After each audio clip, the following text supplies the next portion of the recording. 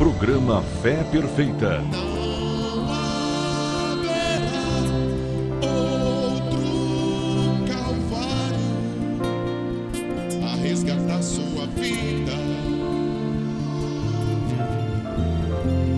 Não haverá outra mensagem, não haverá outra Bíblia. Não haverá outro profeta a te mostrar a saída.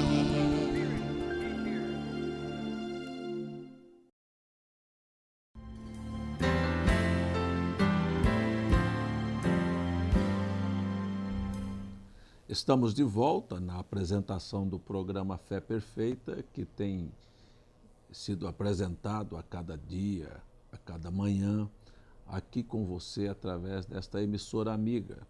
E nós estamos lembrando a você do nosso site, que é www.feperfeita.org.br, e que a TV Fé Perfeita está 24 horas no ar, com entrevistas, com hinos, com pregações, com cultos transmitidos ao vivo e, sobretudo, com oração e com bênção para os seus lares.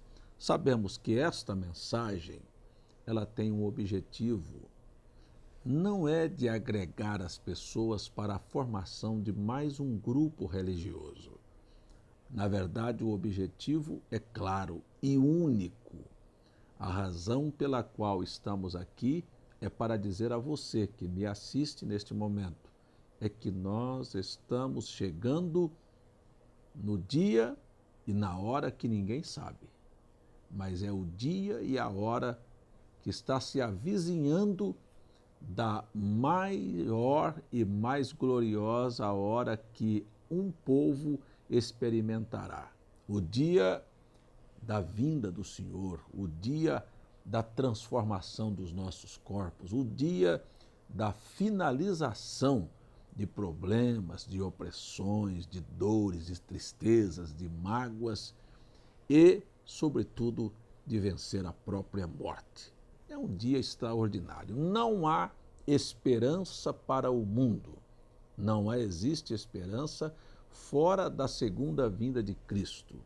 Você não pode depositar sua confiança numa religião, nem mesmo na política, porque você sabe, tanto quanto eu, que ela não é digna, de maneira alguma, de credibilidade. Você sabe como mudam de partido, mudam de opinião e principalmente quando se envolve finanças. Você sabe dos escândalos que estão a cada dia nos jornais por causa deste comportamento. Então, não se pode pôr confiança na religião. Você está vendo aí, acompanhando o noticiário de um padre lá no Vaticano que está sendo processado, preso agora por desvio, por enriquecimento ilícito. Isso a televisão e os telejornais mostram a cada dia. Padres pedófilos, padres homossexuais, aí você tem pastores na mesma linha e você sabe que a religião não merece crédito. Agora, eu quero desafiar você a colocar sua confiança em Jesus, em sua palavra.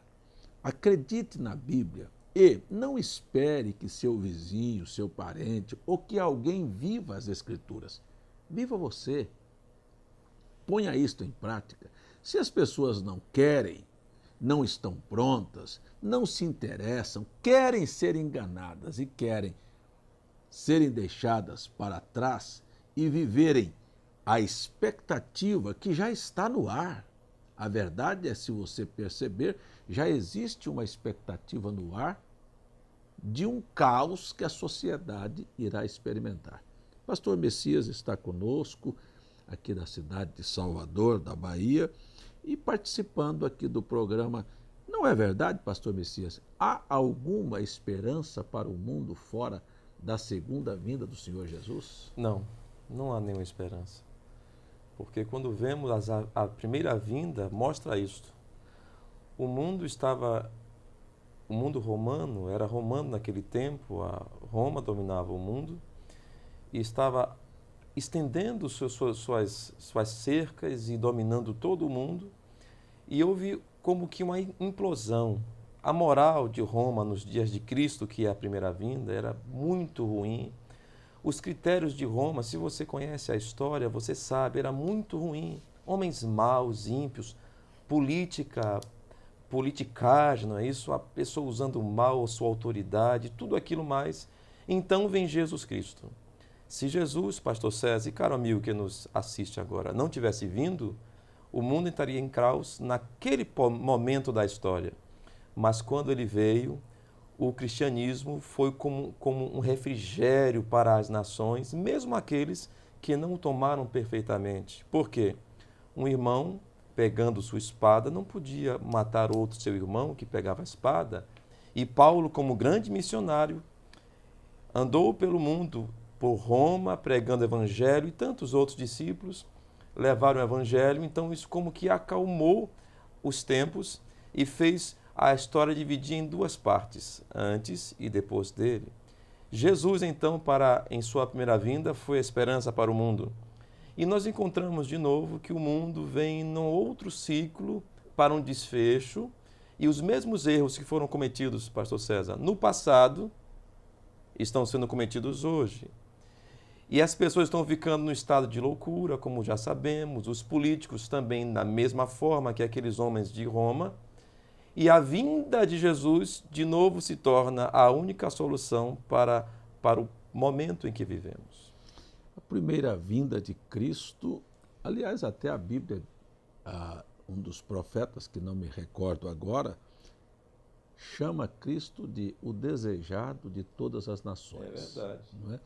E, na verdade, se você observar, amigo que está em casa, o que é que a política promete para as pessoas? Promete: vamos construir, vamos ter melhor educação, vamos ter saúde e vamos dar à sociedade segurança, porque é uma insegurança, uma violência terrível. Então, estes são os anelos. Olha, ter uma casa, ter saúde, ter lugar para educação para os filhos e viver em segurança. Você sabe que tudo isto tem fracassado em todos os países, não é só aqui no Brasil. Mas Cristo, a proposta da Bíblia, é exatamente esta. Jesus disse: vou vos preparar lugar. Então, sabemos que existe uma cidade que foi preparada.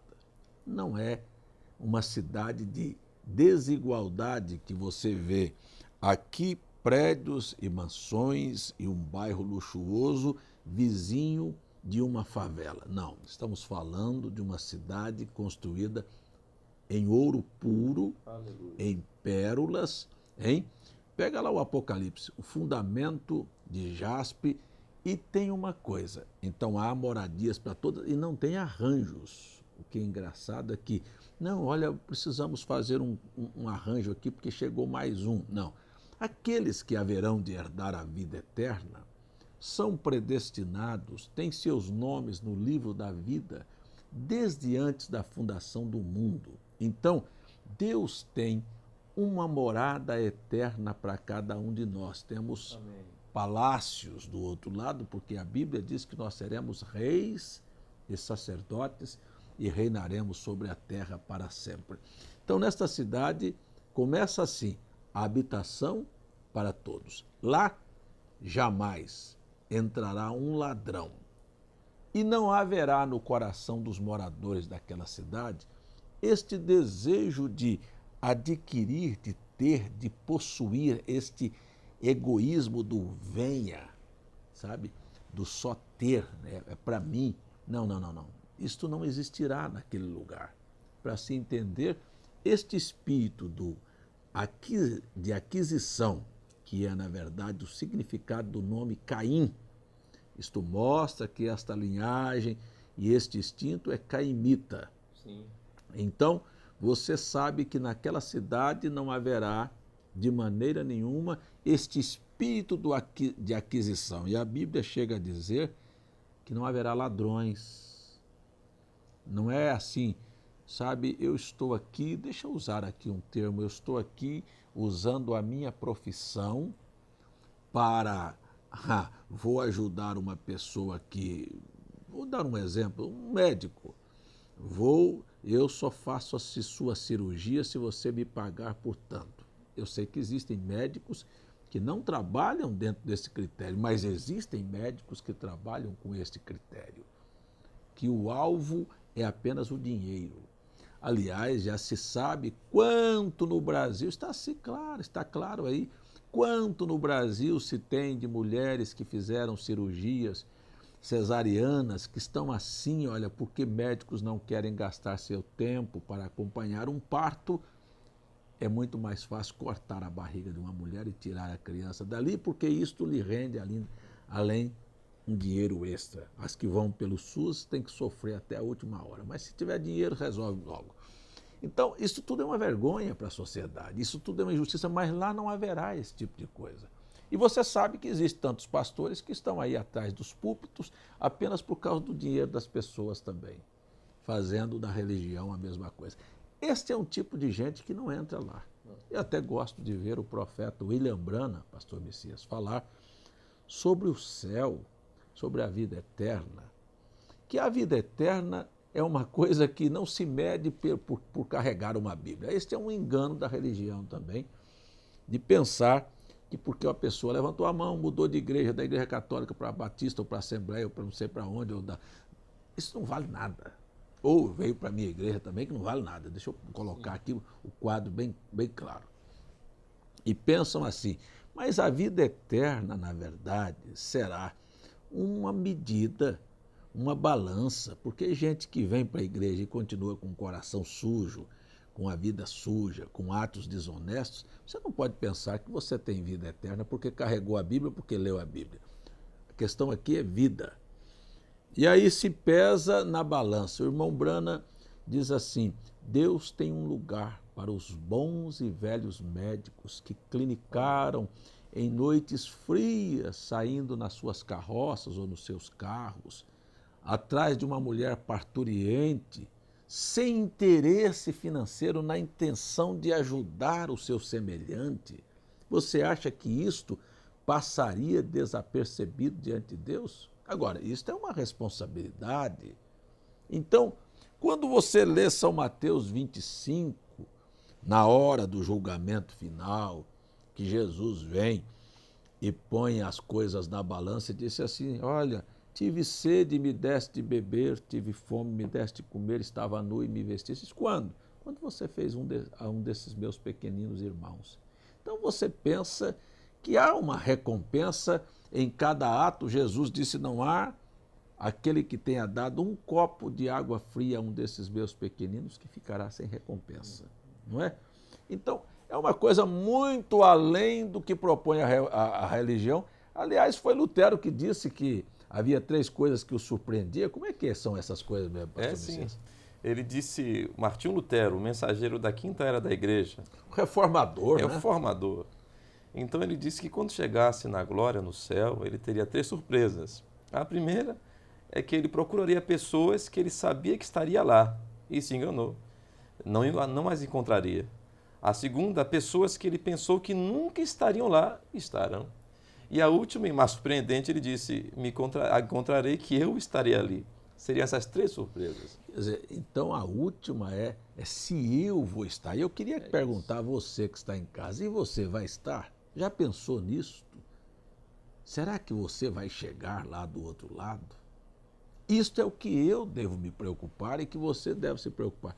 Não estou aqui fazendo uma crítica sobre a vida de ninguém, estou olhando as coisas de maneira clara. O senhor falou sobre a primeira vinda de Cristo e como foi que Roma dominava o mundo, fazia das nações escravos. Então, a primeira coisa a gente pensar sobre escravatura, não é? É uma coisa triste, humilhante, e nós vimos que Deus não deixa estas coisas passarem impune. Todos os impérios mundiais fracassaram, caíram, faliram, vieram à bancarrota.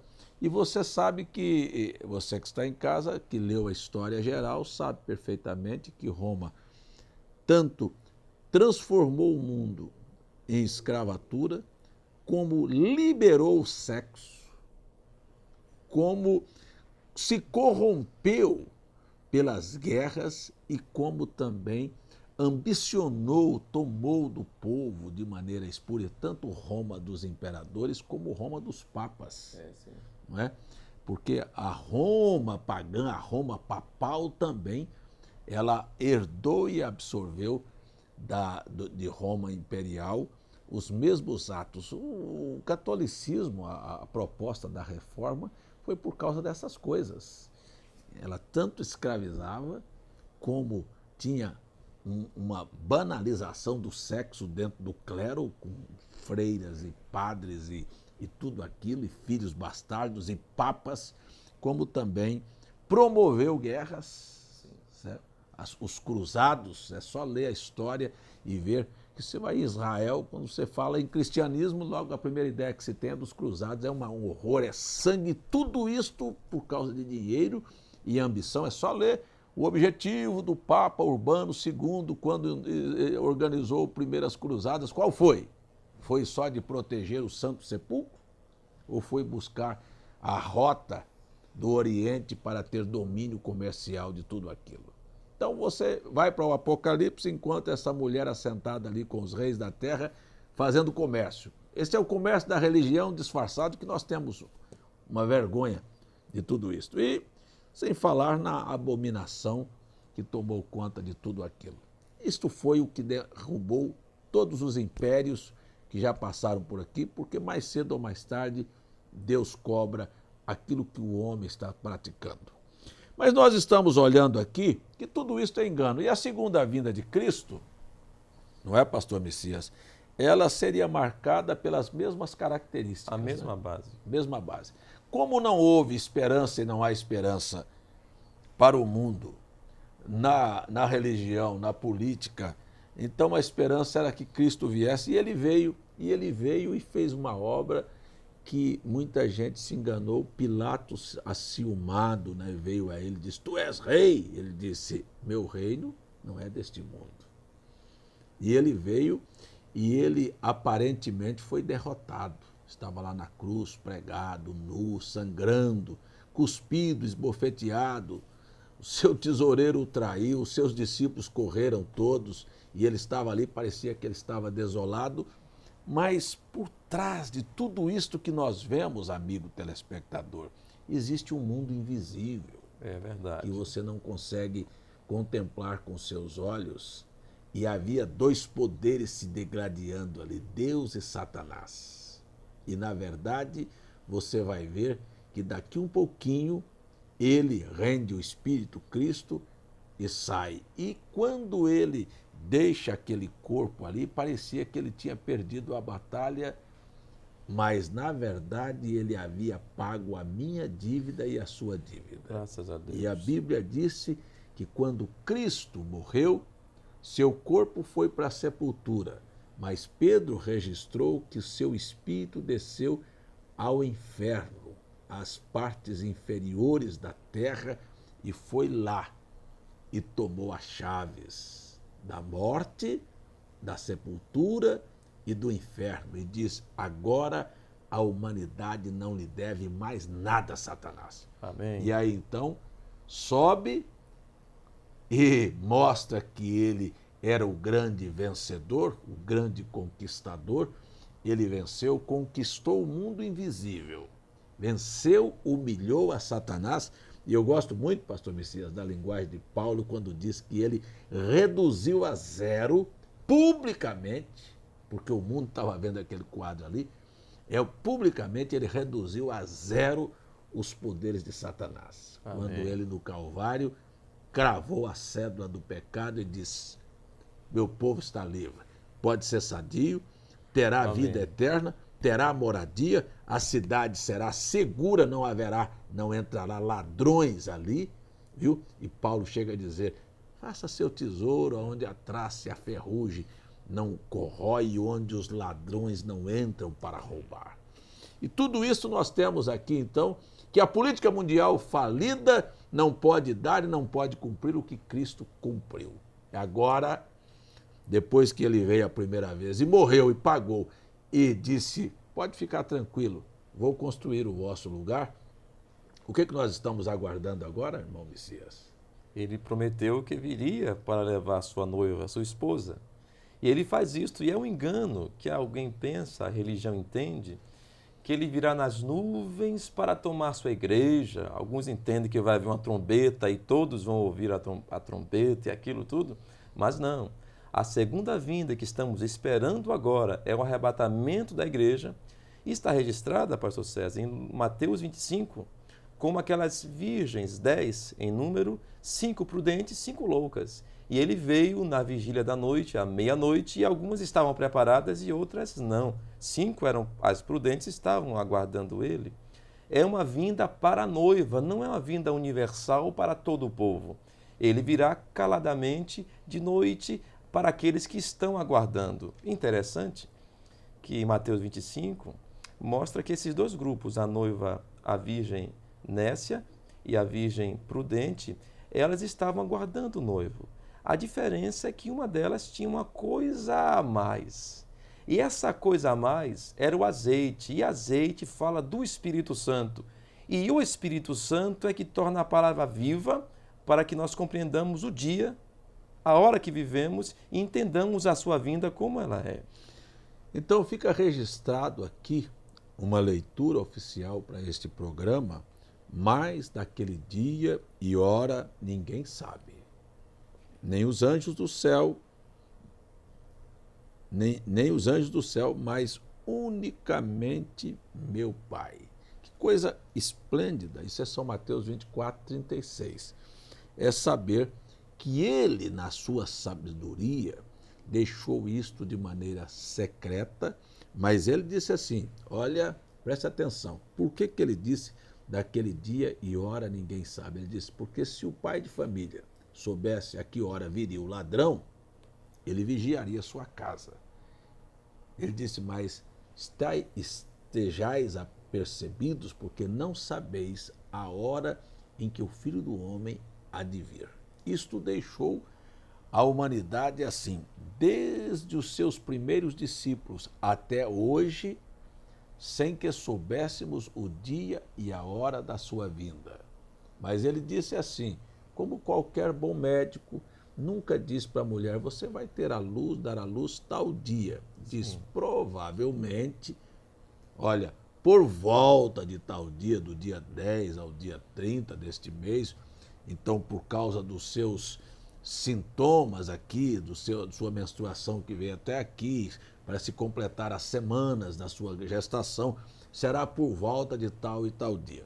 Então Jesus também apenas nos deu os sinais da sua vinda, não disse quando seria. E aí o médico previne a mulher, não é? Fazendo o pré-natal, disse, olha, qualquer novidade, se as dores apertarem, você já sabe, quando começarem as dores e elas forem se tornando mais miúdas, mais frequentes, você sabe que o filho está chegando.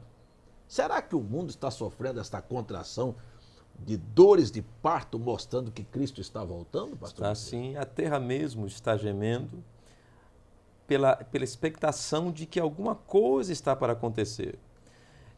No âmbito religioso, nós vemos que antes de Cristo vir a primeira vez, havia alguma coisa espiritual ali evidenciada. Havia um homem espiritual chamado Simeão, que foi revelado que não morreria sem antes ver o Messias, e também uma profetisa Ana. Havia uma certa sede por um avivamento, haviam pessoas buscando a Deus quando ele veio. E nós tivemos recentemente na história um grupo limpo buscando a Deus, buscando os dons espirituais, eles o tiveram. Mas isso era um sinal de que o menino, o Cristo, estaria vindo. Assim hoje nós também tivemos um movimento espiritual com cura divina, maravilhas, e um avivamento nas igrejas esperando a vinda, precursando a vinda e, sobretudo, um movimento profético. Eles estão preocupados com isso, Por quê? Porque Deus tem enviado um profeta antes da vinda de Cristo em sua primeira vinda e nesta segunda vinda também. Ele enviaria um profeta, como somos testemunhas de que ele enviou. Temos dois lados. Tudo que você vê, uma folha de papel tem dois lados, uma moeda tem dois lados, uma fatia de bolo, por mais fina que seja, tem dois lados. Então, um lado, havia um grupo de pessoas, havia um mover sobrenatural no coração de alguns para ver o Cristo. E havia um outro lado que estava sofrendo de dores. A religião estava falida, Roma escravizava o mundo e o povo estava revoltado. Este é o outro lado. Você vê hoje da mesma maneira, há corações famintos desejando e esperando ansiosamente pela intervenção e pela vinda de nosso Senhor Jesus Cristo. Há outros que estão debaixo de uma opressão, do jugo de uma denominação ou do jugo pesado da sociedade. Porque você vê que a sociedade está gemendo. E a política é ruim. E revolta, e briga, e vai lá, e faz quebra-quebra, e manifestação. Já adquirimos. Adquirimos o quê? O que foi que adquiriram? Veja se estão satisfeitos. Não. Queríamos emprego, agora querem transporte. Daqui um pouco, não queremos transporte, nós vamos querer melhoria na escola. E aí vão, e sempre a insatisfação. E outros gemendo, porque a violência na cidade, meu filho caiu nas drogas, meu marido me abandonou. Nunca a sociedade vai entender que tudo isto estava profetizado. E aí você ainda tem também uma coisa que o mundo vive e quer fazer de conta que não está vivendo, que é a vergonha, amargar a vergonha. Um pai ter um filho homossexual ou uma filha lésbica, ele faz de conta que aquilo é normal. Mas, na verdade, lá no íntimo, ele sabe que aquilo é uma coisa, uma aberração. Tudo isto, o mundo sofrendo e o coração da igreja também sofrendo por ver esse desastre e a vontade de estender a mão, como estou estendendo agora, e dizer: Deus quer te ajudar. É verdade. Deus quer mudar sua história. Prepare o teu coração, a hora está chegando, porque quando virmos estes sinais, Jesus disse que deveríamos estar prontos, porque Ele estaria à porta. E eu sei que você está entendendo o que eu estou dizendo e eu não tenho mais tempo para continuar, mas vou dizer a você: Deus está te chamando. Sim. Prepara-te, porque Ele está chegando. Vamos orar? Só não sei te dizer o dia e a hora, mas está tão perto. Os sinais estão característicos, as dores estão aumentando sobre todos nós, aqueles que estamos esperando, e a sociedade do caos. Oremos. Pai, Amém. pedimos a Tua misericórdia, a Tua graça, Deus, que abra os olhos do entendimento do povo, Amém. para que possam compreender o dia e a hora em que nós vivemos. No nome de Jesus, sê misericordioso com todos nós. Assim te pedimos. Amém, Senhor.